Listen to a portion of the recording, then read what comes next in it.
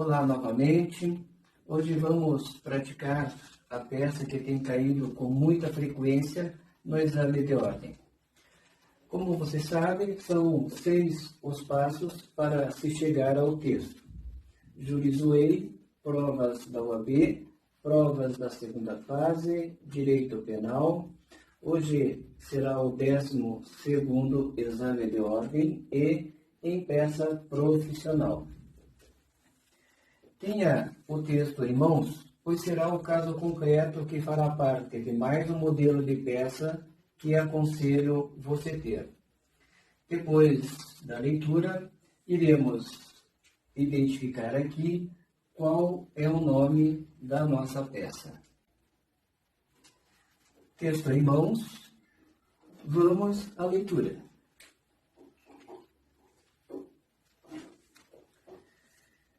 Rita, senhora de 60 anos,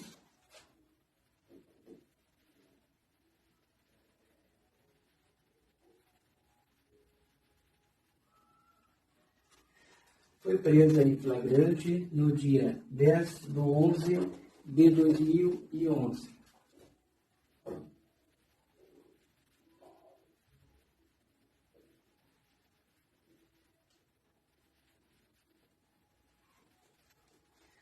Ao sair da filial de uma grande rede de farmácias.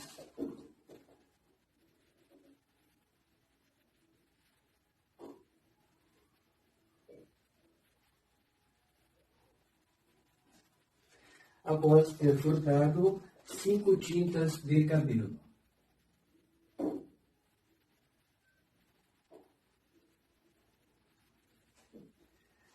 Para subtrair os itens, Rita arrebentou a fechadura do armário onde estavam os referidos produtos conforme imagens gravadas pelas câmeras de segurança do estabelecimento. O valor total dos itens furtados perfazia a quantia de R$ 49,95. Instaurado inquérito policial, as investigações seguiram normalmente. O Ministério Público, então, por entender haver indícios suficientes de autoria, provas da materialidade e justa causa, resolveu denunciar Rita pela prática da conduta descrita no artigo 155,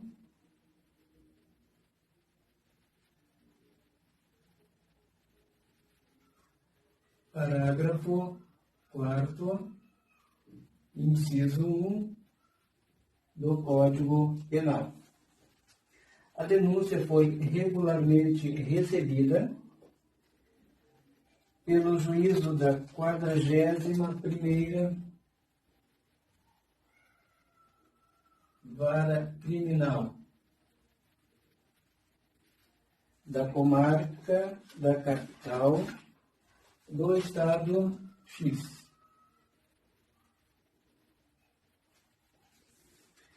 E a ré foi citada para responder à acusação, o que foi devidamente feito.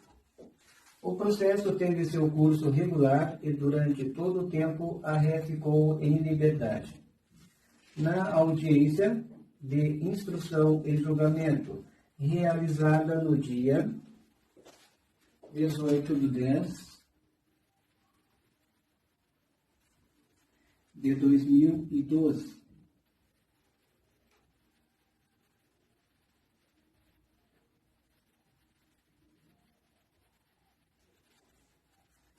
O Ministério Público apresentou certidão cartorária apta a atestar que no dia 15/5 de 2012,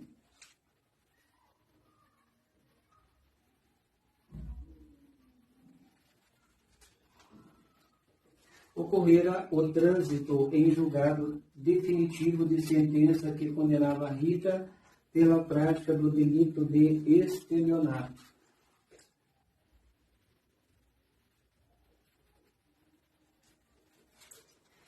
A ré, em seu interrogatório, exerceu o direito ao silêncio.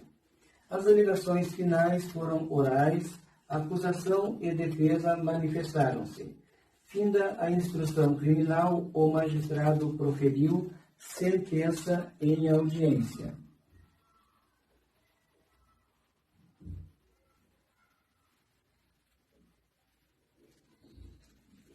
Na dosimetria da pena, o magistrado entendeu por bem elevar a pena base em patamar acima do mínimo, ao argumento de que o trânsito em julgado de outra sentença condenatória configurava maus antecedentes.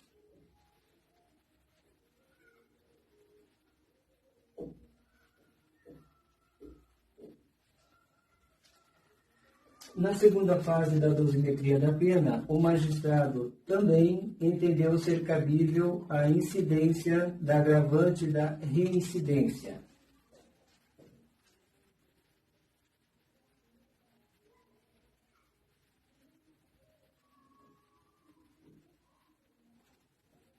Levando em conta a data do trânsito em julgado definitivo da sentença de estelionato, bem como a data do cometimento do furto, ora objeto de julgamento. Não verificando a incidência de nenhuma causa de aumento ou de diminuição, o magistrado fixou a pena definitiva em 4 anos de reclusão,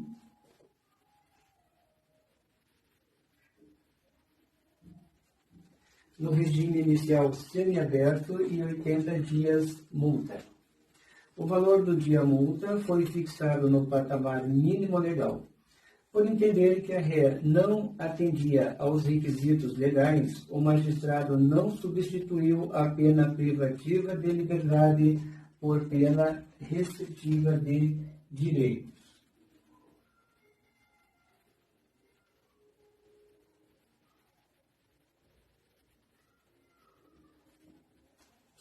Ao final, assegurou-se a ré o direito de recorrer em liberdade. O advogado da ré deseja recorrer da decisão.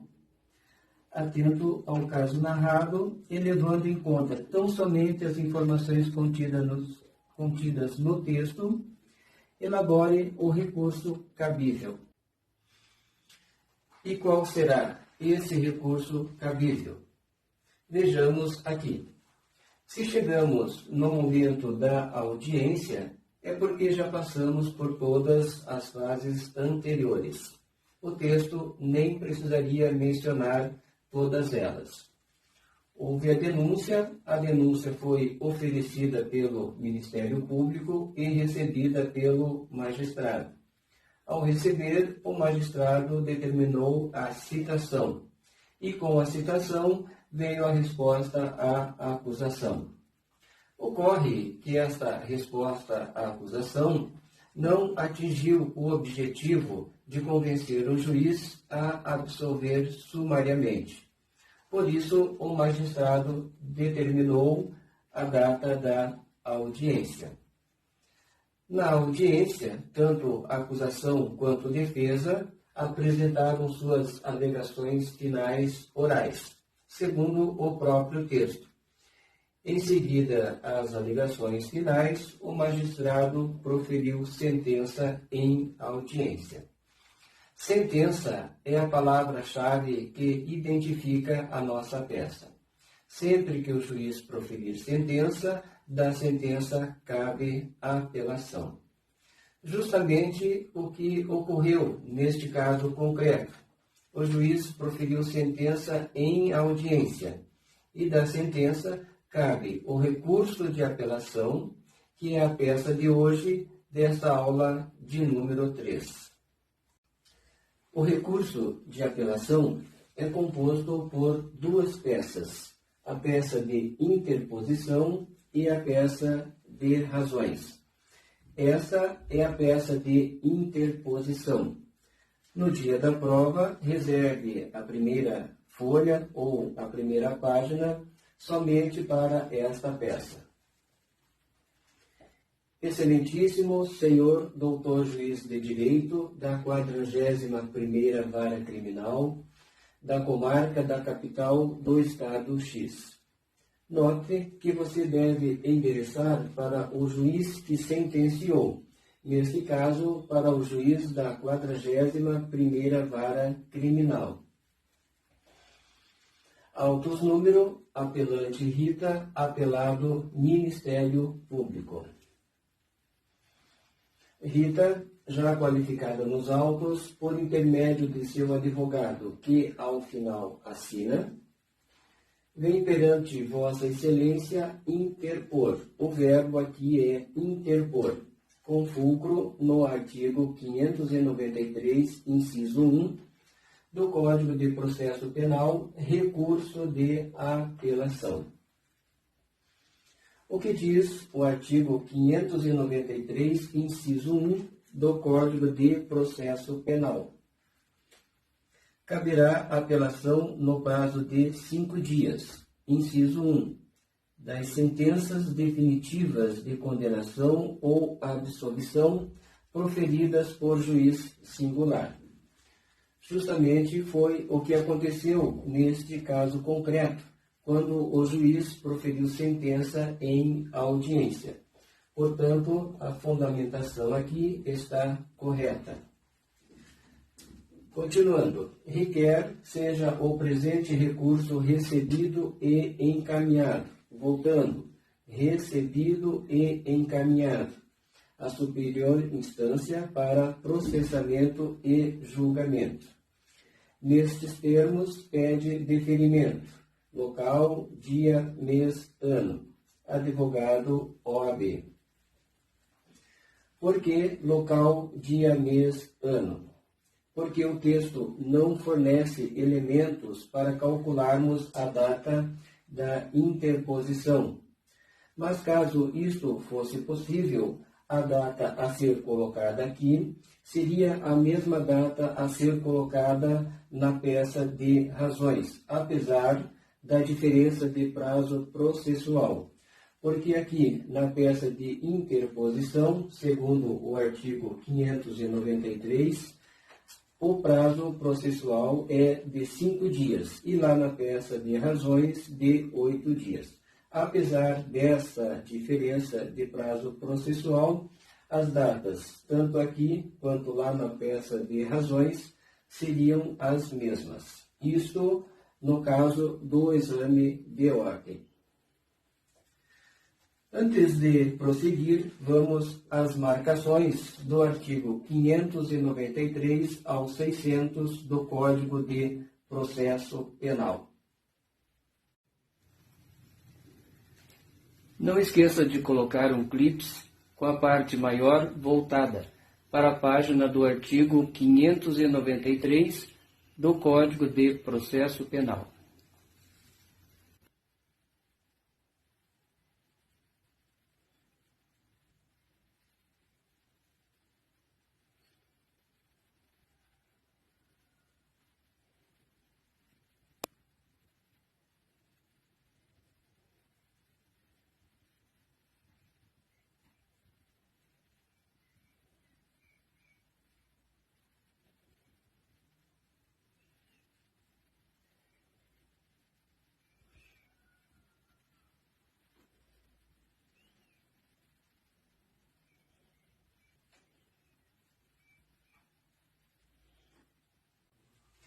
Finda as marcações, vamos para a segunda peça, a qual é endereçada ao Tribunal de Justiça. Egrégio Tribunal de Justiça do Estado X, colhenda Câmara Criminal, eminentes desembargadores. Autos número, apelante Rita, apelado Ministério Público. Rita, já qualificada nos autos, por intermédio de seu advogado, que ao final assina, vem perante Vossa Excelência apresentar. O verbo aqui é apresentar. Com fulcro no artigo 593, inciso 1, e artigo 600 caput, ambos do Código de Processo Penal. Razões de apelação, pelos motivos de fato e de direito adiante expostos. O artigo 593, inciso 1, lemos agora há pouco. E o que diz o artigo 600 do Código de Processo Penal? Assinado o termo de apelação, o apelante e depois dele o apelado terão o prazo de 8 dias cada um para oferecer razões. Eis os dois artigos que determinam os prazos processuais. O artigo 593 determina o prazo de 5 dias para a peça de interposição. E aqui, o artigo 600 determina o prazo de 8 dias para a peça de razões. Na sequência, vamos para os fatos. Item 1 dos fatos. Rita está sendo processada por furto qualificado pelo rompimento de obstáculo, por ter furtado 5 tintas de cabelo no valor de R$ 49,95 de uma grande rede de farmácias. Aqui na descrição dos fatos, o máximo que se puder resumir. Item 2 do direito. Aqui não temos preliminares.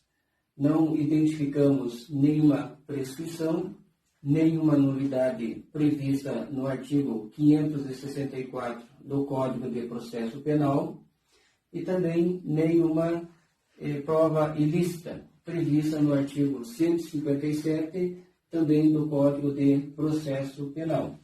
Então, vamos direto ao mérito. 2.1 do mérito. A. Da absolvição, a tipicidade material da conduta, artigo 386, inciso 3 do Código de Processo Penal. Segundo o artigo 386, inciso 3 do Código de Processo Penal, o juiz absolverá o réu quando o fato não constituir infração penal. No caso concreto, o valor do furto das 5 tintas de cabelo perfaz a soma de R$ 49,95, o que não caracteriza significativa lesão patrimonial ao proprietário da farmácia. Conclui-se assim que a conduta da apelante é materialmente atípica, com a incidência do princípio da insignificância e, portanto, passível de absolvição. Caso esta tese não esteja de acordo com o entendimento do magistrado, vamos para a próxima tese da desclassificação para furto qualificado privilegiado. Letra B. Da desclassificação para furto qualificado privilegiado. Artigo 155, parágrafo 2º do Código Penal, combinado com súmula 511 do Superior Tribunal de Justiça. Esta tese tem como base a primariedade e o valor dos objetos furtados. O que diz o artigo 155, parágrafo 2º do Código Penal e a súmula 511 do Superior Tribunal de Justiça. O artigo 155, parágrafo 2º do Código Penal diz o seguinte: se o criminoso é primário e é de pequeno valor a coisa furtada, o juiz pode substituir a pena de reclusão pela de detenção, diminuí-la de 1 a 2 terços ou aplicar somente a pena de multa. E o que diz a súmula 511 do Superior Tribunal de Justiça? É possível o reconhecimento do privilégio previsto no parágrafo 2º do artigo 155 do Código Penal, nos casos de crime de furto qualificado, se estiverem presentes a primariedade do agente, o pequeno valor da coisa e a qualificadora for de ordem objetiva. Neste caso concreto, sabemos que é de pequeno valor a coisa furtada, por se tratar de uma grande rede de farmácias. Mas como sabemos que Rita é primária? Se procurarmos no índice alfabético o termo primariedade, não encontraremos, mas encontraremos o termo reincidência, que nos remeterá ao artigo 63 do Código Penal, que diz o seguinte: verifica-se a reincidência quando o agente comete novo crime, depois de transitar em julgado a sentença que, no país ou no estrangeiro, o tenha condenado por crime anterior. Neste caso, Rita é primária. Por quê?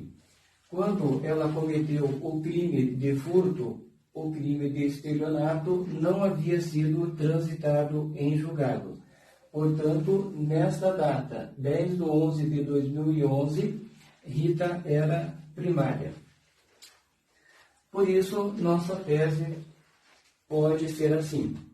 Segundo o artigo 155, parágrafo 2º do Código Penal, e nos termos da súmula 511 do Superior Tribunal de Justiça, é possível a incidência do furto qualificado privilegiado se o réu é primário e de pequeno valor a coisa furtada. No caso concreto, o valor dos objetos furtados perfaz o total de R$ 49,95 e, além disso, a ré é considerada primária. Conclui-se assim o preenchimento dos requisitos e, portanto, a possibilidade de desclassificação para furto qualificado privilegiado. A seguir, vamos para as teses subsidiárias. Ao passarmos para as teses subsidiárias da pena, devemos seguir uma certa ordem, em conformidade com o artigo 68 do Código Penal. A pena base será fixada atendendo-se ao critério do artigo 59 deste Código. Em seguida, serão consideradas as circunstâncias atenuantes e agravantes. Por último, as causas de diminuição e de aumento. Portanto, a letra C refere-se à primeira fase da dosimetria da pena, a letra D à segunda fase, e poderá haver uma terceira tese relativa à terceira fase da dosimetria da pena, se houver elementos para isto. Então, esta é a nossa tese relativa à primeira fase da dosimetria da pena. C. Da fixação da pena base no mínimo legal, afastamento dos maus antecedentes pelo bis in idem, artigo 59 do Código Penal. Segundo o artigo 59 do Código Penal, o juiz, atendendo aos antecedentes, estabelecerá o suficiente para reprovação e prevenção do crime. No caso concreto, o juiz aumentou a pena 2 vezes, pelo mesmo motivo, ou seja, por maus antecedentes e reincidência, pelo trânsito em julgado de outra sentença, pelo trânsito em julgado do crime de estelionato. Conclui-se assim, para a não incidência do bis in idem, que o juiz deve fixar a pena base no mínimo legal. Onde está no texto a ocorrência do bis in idem? Após o magistrado proferir sentença em audiência. Na dosimetria da pena, o magistrado entendeu por bem elevar a pena base em patamar acima do mínimo, ao argumento de que o trânsito em julgado de outra sentença condenatória configurava maus antecedentes. Na segunda fase da dosimetria da pena, o magistrado também entendeu ser cabível a incidência da agravante da reincidência, levando em conta a data do trânsito em julgado definitivo da sentença de estelionato, bem como a data do cometimento do furto, ora objeto de julgamento. Eis o texto que demonstra claramente a incidência do bis in idem. Em seguida, vamos para a tese relativa à segunda fase da dosimetria da pena.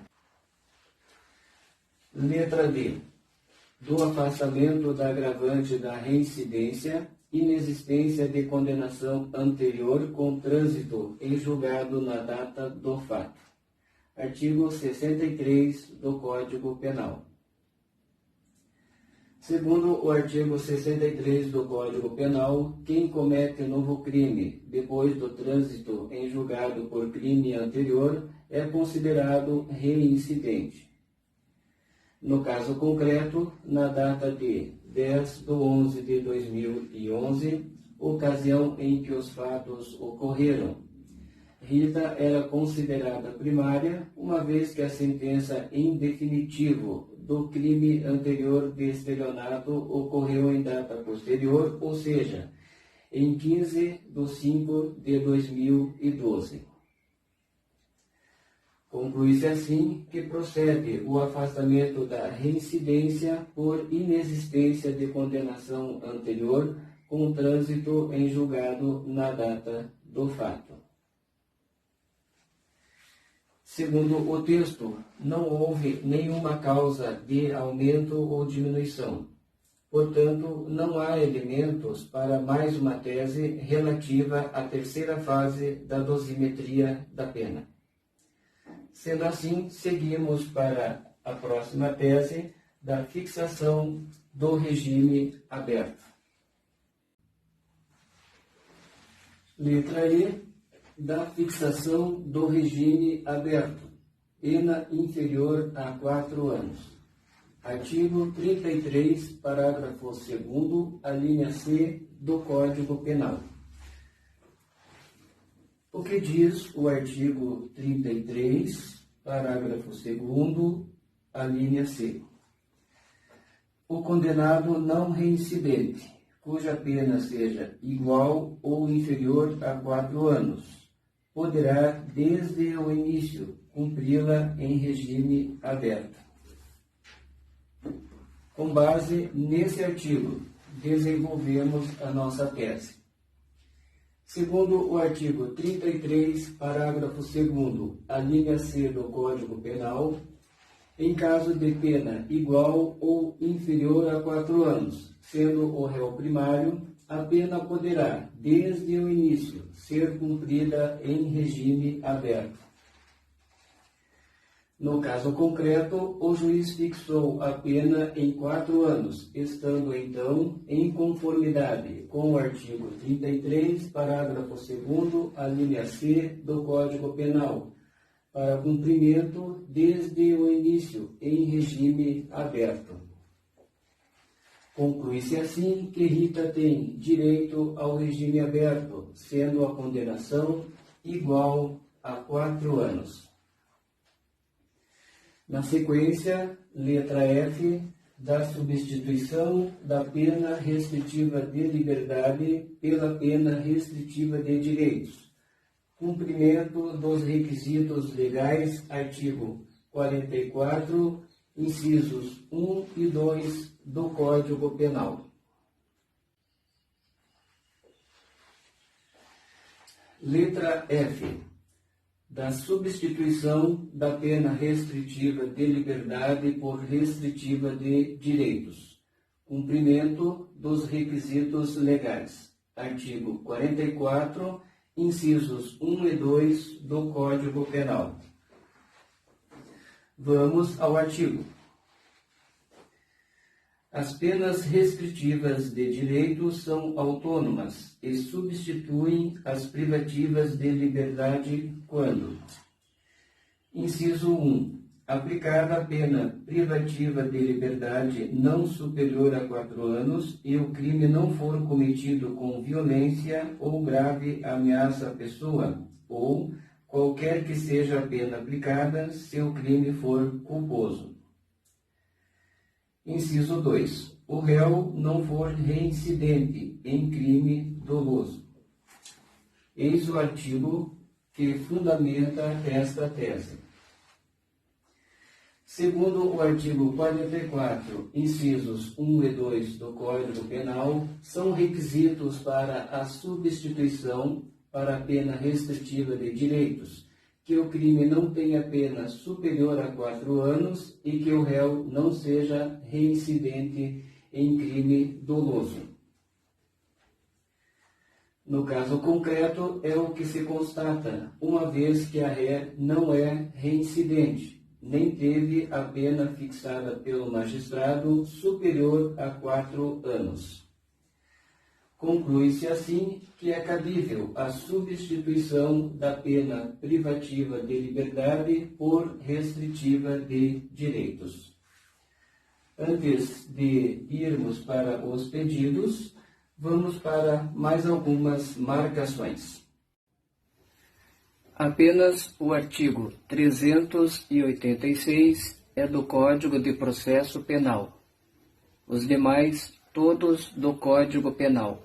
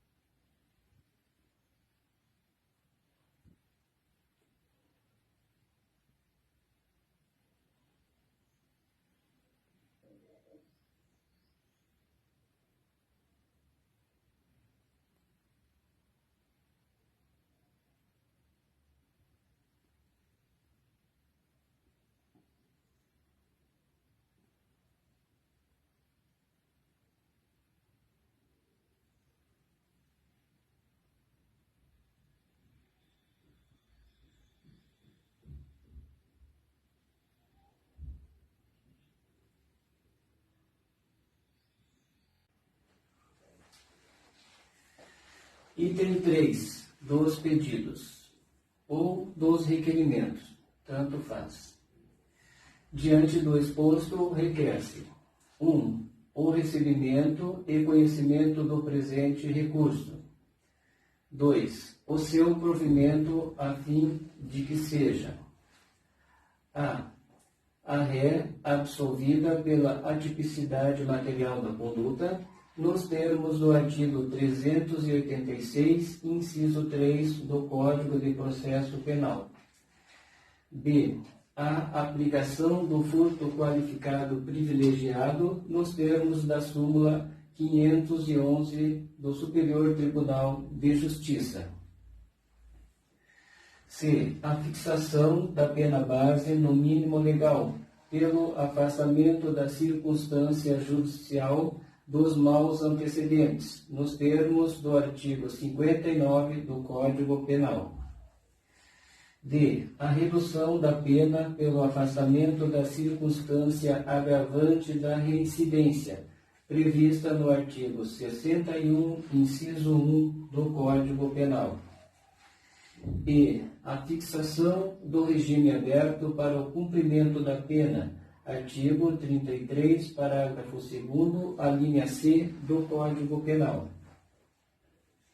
F. A substituição da pena privativa de liberdade por pena restritiva de direitos, nos termos do artigo 44 do Código Penal. Partimos agora para a finalização da peça. Nestes termos, pede deferimento, local, dia, mês, ano. Lembre-se, conforme colocamos na peça de interposição, colocamos também aqui. Advogado, OAB. Bom, chegamos ao final de mais uma aula. Espero ter tirado suas dúvidas, se não todas, ao menos boa parte delas. Antes de concluir, quero chamar sua atenção para o artigo 581 do Código de Processo Penal. O termo sentença pode surgir no texto, mas nem sempre será recurso de apelação. Por exemplo, se na sentença o juiz pronunciar o réu, cabe o rese, recurso em sentido estrito. Neste caso, a palavra-chave é pronunciar. Nada difícil, basta saber qual foi a decisão do magistrado e verificar se faz parte do rol do artigo 581 ou do artigo 593 do Código de Processo Penal. Ainda quero fazer com você um exercício. Digamos que aqui, na data da audiência, você fosse intimada ou intimado a apresentar o recurso cabível. Sabemos que o dia 18, segundo o texto, é quinta-feira. Então, a partir desta data, contamos 5 dias, conforme o artigo 593 do Código de Processo Penal. Então, 1, 2, 3, 4, 5. Neste exemplo, a data seria 23 de outubro de 2012. Mas digamos que aqui fosse domingo e aqui segunda-feira. Nós não consideraríamos, então, o dia 23, e sim o primeiro dia útil seguinte, que seria o dia 24. Minhas queridas, meus queridos, se não nos vermos na próxima aula, é porque você conquistou a tão sonhada aprovação. Parabéns pela conquista. Mas para você que ainda está se preparando, te convido a assistir a aula de número 4, que ainda vou gravar. Então, se inscreva no canal para receber em primeira mão assim que eu postar. Um grande abraço e até lá, se Deus quiser.